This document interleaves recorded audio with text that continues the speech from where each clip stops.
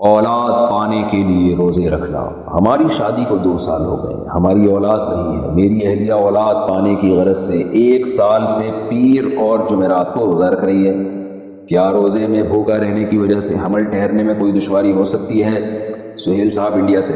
دیکھیں، حمل کا بھوک سے کوئی تعلق نہیں ہے۔ پریگننسی تو روزہ رکھ کے بھی ہو سکتی ہے۔ پیر اور جمعرات کا روزہ تو ویسے ہی سنت عمل ہے، وہ تو ویسے ہی رکھنا چاہیے۔ اور آپ کی وائف کی یہ نیت ہے کہ شاید اللہ اس کی برکت سے اولاد دے دے، تو اللہ سے امید بھی کی جا سکتی ہے کہ عبادت کر کے جو دعا کی جاتی ہے وہ زیادہ قبول ہوتی ہے۔ حضرت زکریا علیہ السلام محراب میں نماز پڑھ رہے تھے، پھر اللہ سے دعا مانگی کہ رب لا تذرنی فردا وانت خیر الوارثین، اے اللہ مجھے اکیلا نہ چھوڑ، مجھے اولاد چاہیے، تو بہترین وارث ہے۔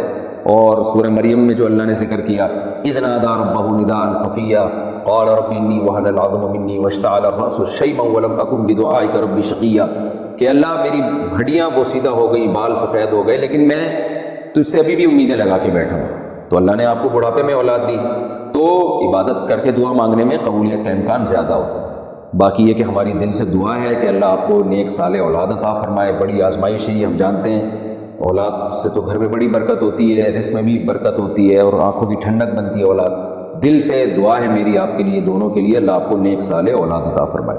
اچھا، اولاد جو آج کل نہیں ہو رہی، آپ کے واقعے سے میں اس کو نہیں جوڑ رہا، جنرلی ایک بات بتا رہا ہوں۔ اولاد نہ ہونے کی ایک بڑی وجہ جو ہمارے معاشرے میں یہ ہے، دیر سے شادی۔ لڑکیوں کی جو عمر ہے نا، وہ جب تھوڑی سی عمر زیادہ ہوتی ہے تو ان میں حمل ٹھہرنے کے چانسز کم ہو جاتے ہیں۔ تو دیر سے شادیوں کا جو ہمارے معاشرے میں ایک رجحان ہے نا، کہ پڑھ لیں، پہلے یہ کر لیں، پھر یہ کر لیں، پھر یہ کر لیں، تو جب شادی ہوتی ہے تو وہ پھر جو ہے نا حمل ٹھہرنے کے چانسز کم ہو جاتے ہیں۔ ایک وجہ یہ ہے۔ دوسری وجہ یہ ہے کہ ہمارے ہاں بہت دفعہ ایسے ہوتا ہے کہ جب شادی ہوتی ہے تو میاں بیوی کہتے ہیں کہ ابھی ہمیں اولاد نہیں چاہیے، تو حمل ٹھہرنے کی گولیاں کھانا شروع کر دیتے ہیں یا انجیکشن لگوا لیتے ہیں۔ اس کے بہت خطرناک سائیڈ ایفیکٹ ہوتے ہیں، اس سے بھی حمل ٹھہرنے کے چانسز کم ہو جاتے ہیں۔ بعض دفعہ یہ ہوتا ہے کہ میاں بیوی کے ایک بچہ ہو جاتا ہے، وہ اس میں اتنا لمبا وقفہ کر لیتے ہیں دوسرے بچے میں، وہ سمجھتے ہیں کہ اولاد ہمارے اختیار میں، ہم جب چاہیں گے 3-4 سال کے بعد دوبارہ پیدا ہوگا، لیکن وہ 3-4 سال کے وقفے کی وجہ سے عورت کو نقصان ہوتا ہے اور وہ حمل پھر دوبارہ ٹھہرتا ہی نہیں۔ ایسے کئی کیسز آئے ہیں۔ تو اس لیے، اور یہ بھی ایک بات بتاؤں تو کینسر کے بہت بڑے اسپیشلسٹ نے بتائی مجھے، یعنی میں نے ان سے براہ راست سنی ہے کہ جو دیر سے لڑکیوں کی شادیاں ہو رہی ہیں، یہ بریسٹ کینسر کا بھی ذریعہ ہے۔ آج کل خواتین میں جو بریسٹ کینسر کی بیماری بہت خطرناک پھیل چکی ہے، اس کی ایک وجہ یہ بھی ہے کہ دیر سے شادی۔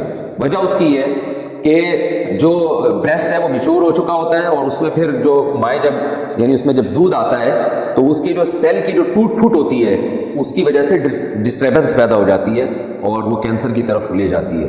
تو اس لیے میں بار بار کہتا ہوں، فطرت سے مت لڑو بھائی، خدا سے لڑائی مت کرو، فطرت سے مت لڑو، اللہ سے مت لڑو، اسلام سے مت لڑو۔ جلدی نکاح کو پروموٹ کریں معاشرے میں، تاکہ اولادیں بھی ہو وقت پر، اور عورت کی صحت بھی اچھی ہو، اور یہ جو بریسٹ کینسر کی بیماری ہے کسی حد تک اس سے بھی ہماری جان چھوٹ جائے۔ میں یہ نہیں کہہ رہا صرف ایک یہی وجہ ہے، ایک بڑی وجہ یہ بھی ہے دیر سے نکاح۔ تو اور پھر جو حمل روکنے کی گولیاں ہیں اور انجیکشن ہے، یہ سارے نظام جو ہے نا عورت کے اندر کے نظام کو تباہ و برباد کر رہا ہے۔ لیکن قربان جائیں فیملی پلاننگ والوں پہ، وہ ہمیں بچے پیدا کرنے کے خود ساختہ جو ان کے بنائے ہوئے نقصانات ہیں نا، وہ تو بتاتے ہیں، بچے روکنے کے جو اس سے زیادہ نقصانات ہیں وہ نہیں بتا رہے ہوتے۔ تو یہ بھی ایک شامت اعمال ہے۔ بہرحال یہ میں نے آپ کے لیے نہیں کہا، یہ میں عمومی بات کی ہے، کیونکہ ایک موضوع چل پڑا تھا تو میں نے کہ اس میں وضاحت کر دوں۔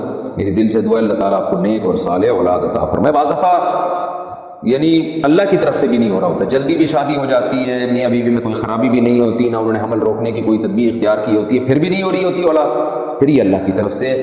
تو اللہ سے بس اچھی امیدیں لگانی چاہیے، اور جو آزمائش مقدر ہے اس پہ صبر کرنا چاہیے۔ کیا تلاوت قرآن سن کر علاج ممکن ہے؟ ہماری شادی کو 8 سال ہو گئے ہیں مگر ہماری اولاد نہیں ہے، ہم علاج کرا رہے ہیں۔ کسی نے بتایا کہ علاج کرانے کے ساتھ ساتھ قاری عبدالباسط کی آواز میں سورہ رحمان کی تلاوت بھی سنو، تو یہ کسی آواز میں بھی سن سکتے ہیں، صرف قاری عبدالباسط کی آواز میں سنیں؟ عرفہ صاحبہ کراچی سے۔ دیکھیے، تلاوت کرنے بھی ایک رقیہ ہے، تلاوت سننا بھی ایک رقیہ ہے، اس کی برکتیں ہیں۔ جب آپ کسی کی آواز میں سنیں، اگر آپ کو قاری عبدالباسط اچھے لگ رہے ہیں تو ان کی آواز میں سنیں، لیکن یہ اس کی کوئی ہمیں وہ نہیں ملتی، کوئی یعنی اسپیسیفک کوئی دلیل نہیں ہے۔ تو رقیہ ایک ایسی چیز ہے، تجربے سے اگر کسی آیت کا ثابت ہو جائے کہ شفا ہے تو ٹھیک ہے، لیکن آج کل جو رقیہ بتانے والے لوگ ہیں وہ زیادہ تر پھینکو ہیں، بس وہ ویسے ہی بیٹھے ہوئے ہوتے ہیں، یہاں سے یہاں پڑھ لو، یہاں سے یہاں پڑھ لو، یہاں سے یہاں سن لو تو وہ ہو جائے گا، تو وہ کوئی دلیل نہیں ہوتی ان کے پاس۔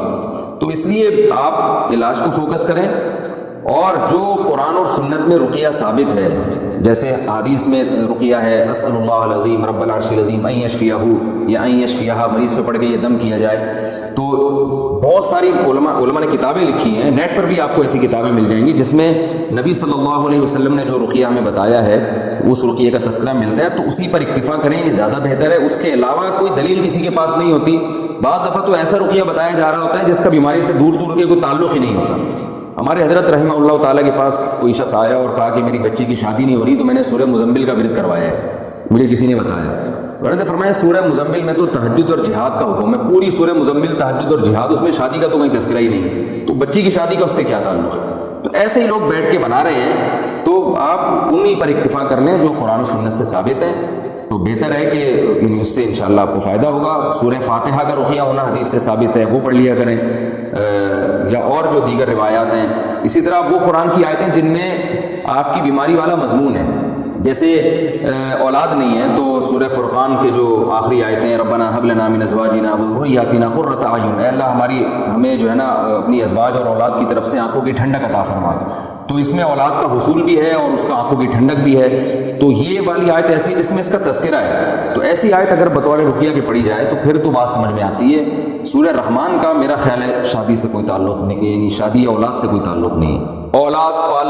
اولاد پانے کے لیے مزاروں پر جانا، جو لوگ اولاد کے حصول کی خاطر مزاروں اور بابوں کے پاس جاتے ہیں، ان کے بارے میں کیا حکم ہے؟ عائشہ کو ہٹ، اگر مزار پہ جاتے ہیں اور وہ مزار والے سے مانگتے ہیں، ان کا خیال یہ کہ مزار والا ہمیں اولاد دے دے گا، پھر تو وہ کافر ہو جاتے ہیں، اسلام سے خارج ہو جاتے ہیں، ان کا نکاح ٹوٹ جاتا ہے، مرتد ہو جاتے ہیں۔ اور اگر مزار پہ جاتے ہیں نیت یہ کہ دے گا تو اللہ ہی، لیکن مزار پہ جانے سے اللہ خوش ہو جائے گا اور ہم کو دے دے گا، تو یہ بدعت ہے۔ اور نبی صلی اللہ علیہ وسلم نے فرمایا ہر بدعت گمراہی ہے، کیونکہ ہمیں قرآن و سنت سے نہیں ملتا کہ اولاد مزاروں پہ جانے سے مل جاتی ہے، بے شک اللہ ہی دے لیکن نہیں ملتی۔ اللہ نے دعائیں مانگنے کے لیے مسجدیں بنائی ہیں، مزار نہیں بنائے، اس لیے اللہ سے مانگیں۔ زکریا علیہ السلام کو اولاد نہیں ملی، ساری زندگی اللہ سے مانگتے رہے، بالآخر اللہ نے دے دی۔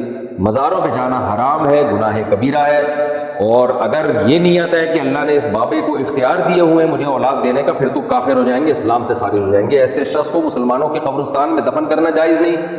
اگر حج کیا ہے تو وہ حج باطل ہو جائے گا، نکاح بھی ختم ہو جائے گا، اور توبہ کے بغیر مر گیا تو مسلمانوں کے قبرستان میں اس کو دفن بھی نہیں کیا جائے گا۔ اتنی شدید وعید ہے، اس لیے اپنے ایمان کو بچائیں۔